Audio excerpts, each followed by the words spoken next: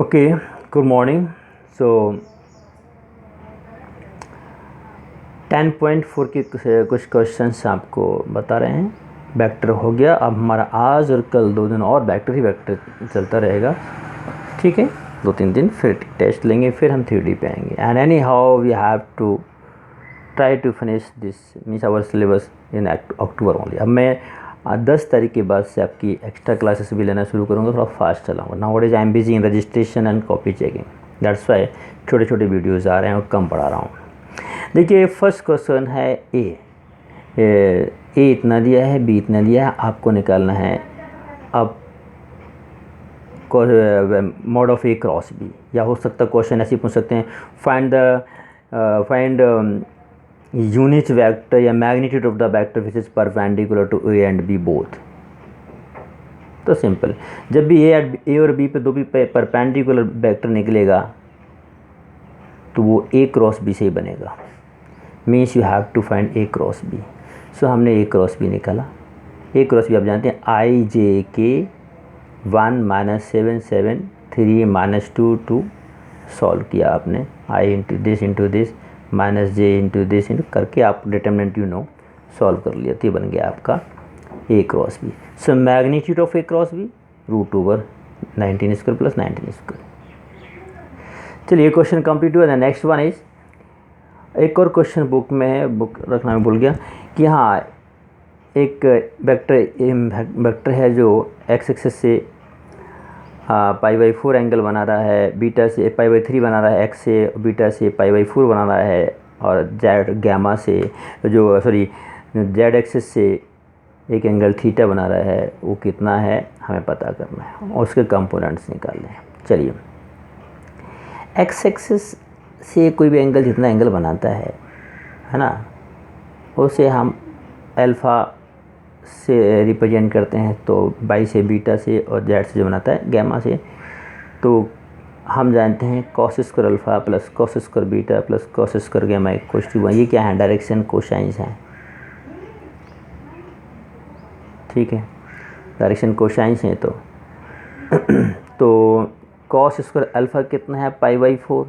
आई से बना, π/4 बना रहा है, आई से बना रहा मतलब एक्स एक्सिस से बना रहा है, तो एक्स से cos अल्फ़ा उसकी डायरेक्शन कोसाइन होगी। अल्फ़ा है π/3, बीटा है π/4, गैमा हमें पता नहीं, तो हमने ये वैल्यू रख दी cos स्क्वायर π/3 लिखिए plus cos square π/4 plus cos square theta equals to 1। cos square π/3, cos π/3 means cos 60 का स्क्वायर, तो 1/2, ये 1/4 आ गया, ये √3/2। यहाँ से cos थीटा की वैल्यू आ जाएगी आपके पास मिला के 1/2, ठीक है, और थीटा इक्वल्स टू π/3। थीटा हमेशा ये क्या होगा? एक्यूट एंगल रहेगा। इस तरीके से ये वैल्यू आ गई। अब हमें निकालना है इसके कंपोनेंट्स। तो कंपोनेंट्स क्या होंगे? एक कंपोनेंट्स होंगे magnitude of A into cos alpha I, cos beta J, cos gamma K, ठीक है ना। आपने बताया था ना, वेक्टर ए होता है LI + MJ + NJ, unit vector होता है। तो यूनिट वेक्टर में मैग्नीट्यूड इसका मल्टीप्लाई कर दे रहे हैं। तो मैग्नीट्यूड ए तो क्या है? यूनिट वेक्टर ही है। मॉड ऑफ ए तो कितना है? 1, तो यहाँ 1 ही आ जाएगा। और cos अल्फ़ा मतलब cos π/4 तो तुम निकाल चुके हैं, cos 60 से π/3, तो 1/2 आई प्लस 1/√2j, एंड इसकी वैल्यू 1/2 आ चुकी है थीटा की। तो π/3 मीन्स cos π/3 मीन्स cos 60 1/2, तो 1/2j इसके कंपोनेंट्स हो गए। एक क्वेश्चन और हम देखते हैं, आपको आएगा ऐसे क्वेश्चन आ गया, क्वेश्चन 9 जैसे बुक में देखिए। ABC एक ट्रायंगल है और इसका एरिया निकालो। अब आप वहाँ पे कोऑर्डिनेट ज्योमेट्री में नहीं चले जाएंगे, वहाँ पे x 1/2 - y 1/3 5/3 माइनस, उसमें नहीं जाएंगे, इसमें लेंगे, ठीक है। आपको वेक्टर मेथड से निकालना है इसका एरिया। तो how to find? Look here, हमने ट्रायंगल बनाया ABC, पहले निकालिए अपने AB कैसे बनेगा? 2 - 1 आई 3 माइनस 1 जे 5 माइनस 2 के, और फाइनली सॉल्व हो क्या गया ये। फिर ए सी ये नहीं निकालो, ये चाहे आप ऐसे निकाल सकते थे बी ए बी सी, या फिर सी ए और सी बी। तो ए सी निकाला हमने तो हो जाएगा सी माइनस ए, 1 माइनस 1 आई मतलब 0 आई, 5 माइनस 1 जे, ऐसे करके निकालिए तो आ गया आपका 4J + 3K। तो एरिया क्या होता है, कोई भी यदि दो एक ट्रायंगल की साइड को यूज़ बना रही हैं तो होता है हाफ ए क्रॉस बी। तो हम ए क्रॉस बी निकालें, मान लो ये ए है ये बी है, तो ए सी क्रॉस ए बी है, ए बी क्रॉस ए सी। तो ए बी क्रॉस ए सी हमें दोनों का क्रॉस प्रोडक्ट निकालेंगे, आई जे के करके निकाला तो आ गया। तो एरिया ऑफ ट्रायंगल हो जाएगा half A B cross A C, और इसका मैग्नीट्यूड निकाल दिया √6 का स्क्वायर + 3 का स्क्वायर + 4 का स्क्वायर, और सॉल्व हो के आ गया √16/2। ओके, एक क्वेश्चन और देखते हैं। क्वेश्चन 6 है आपकी एक्सरसाइज का।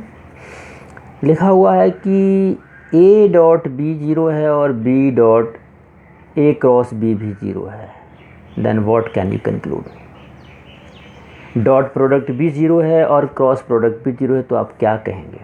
अच्छा ठीक है, हम यहाँ से लेते हैं इफ़ A डॉट भी 0, इसके दो मायने हो सकते हैं, या तो magnitude of A and magnitude of B किसी एक का मैग्नीट्यूड 0 हो, ठीक है, या फिर A परपेंडिकुलर B हो, तभी A डॉट B 0 हो सकता है, ठीक है।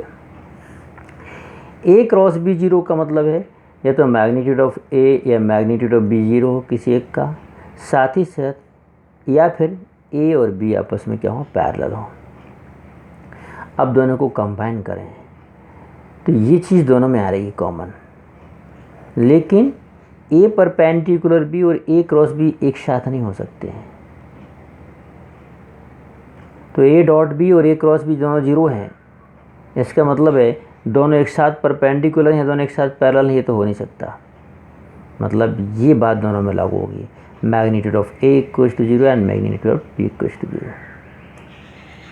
इससे हमने कंक्लूड किया कि A और B में से कोई एक 0 जरूर है, नल वेक्टर जरूर है।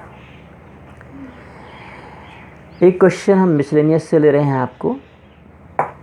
मिसलेनियस एक्सरसाइज में एक क्वेश्चन है, थर्ड और ढेर सारे क्वेश्चन सॉल्व करेंगे हम। दैट इज़ कि एक गर्ल पहले वेस्ट में जाती है, नॉर्थ साउथ ईस्ट वेस्ट में जाती है 4 किलोमीटर, ये 4 किलोमीटर चल रही है यहाँ पे। फिर यहाँ से जाने के बाद ईस्ट टू नॉर्थ 30 डिग्री बना के मुड़ जाती है और 3 किलोमीटर जाती है बी पर। अब हमें OB उसका डिस्प्लेसमेंट निकालना है, टोटल कितना होगा, किस डायरेक्शन में होगा, उसका कंपोनेंट्स निकालना है, मैग्नीट्यूड निकालना है, दोनों काम करने हैं। तो देखिए डिटेल तो आप लिख लेंगे। ये एक्स एक्सेस है, बाई एक्सेस है, तो OA तो कितना हो गया -4i, -4i is the unit vector in the direction of x, और लेफ्ट हैंड साइड जा रही है तो -4i। अब AB जो है इसको हम इसके कंपोनेंट्स निकालते हैं सबसे पहले। देखिए अब ध्यान से कैसे कर रहे हैं हम। कंपोनेंट्स ऑफ या projection of AB on x axis, ऐसा भी कह सकते हैं, या components of A along x axis will be AB cos 60। AB cos आप ऐसे समझ सकते हैं। मान लो कि हम यहाँ पे एक परपेंडिकुलर डालें हैं, छोड़, तो ये AL AB का x एक्सेस पे क्या है, प्रोजेक्शन है, तो AL अपॉन AB कितना होगा, cos 60। AL अपॉन AB क्या होगा, cos 60। A L upon A B equal to होगा cos 60, तो ए एल इक्वल टू हो जाएगा ए बी cos 60, और ए एल ही एक्स एक्सेस के डायरेक्शन में इसका क्या है कंपोनेंट्स है। तो ए बी 3 है, cos 60 1/2, तो इसका हो गया components on X axis 3/2। Similarly एक परपेंडिकुलर में यहाँ डाल दें, तो B M upon A B, तो B M upon A B हो जाएगा cos 30, means B M equal हो जाएगा A B cos 30, that is A B तो 3 है और √3/2, मीन्स बाई में इसका कंपोनेंट्स हो गया बाई के अलॉन्ग 3√3/2। सो इस तरीके से ए बी की वैल्यू हो गई 3/2i प्लस 3√3/2j, कंपोनेंट्स के फॉर्म में ये हो गया, आई जे के फॉर्म में। सो फाइनली ओ बी क्या होगा, O A plus A B, O A plus A B, तो ओ ए कितना था हमारा -4i, ए बी कितना था 3/2i प्लस 3√2/j कैप, इन दोनों को ऐड कर दिया तो -5/2i प्लस 3√2j कैप, ये हो गया ए बी। और कोई इसकी मैग्नीट्यूड पूछे तो √/, this square plus this square करेंगे तो √13 आ जाएगा। कैलकुलेशन आप चेक कर लेना। So in this way you can find displacement. Such type of many more questions are there. Okay, so hope tomorrow onwards मैं आपका कुछ ज़्यादा बड़े और दो हम बना सकते हैं वीडियोस। अभी थोड़ा समय स्लो हो गया। आप एक काम करेंगे, RD शर्मा से सैम्पल पेपर से whatever solve as many as you can solve and send your doubts. ठीक, कल इससे रिलेटेड डिफरेंट एग्ज़ाम्स में जो क्वेश्चंस आए हैं उसके हम बताएंगे, वो परसों इसमें फिर एक टेस्ट लेंगे। फिर उसके बाद जब 3D स्टार्ट करेंगे तो पीछे मुड़ के नहीं देखेंगे और रुकेंगे नहीं। Okay, thank you very much.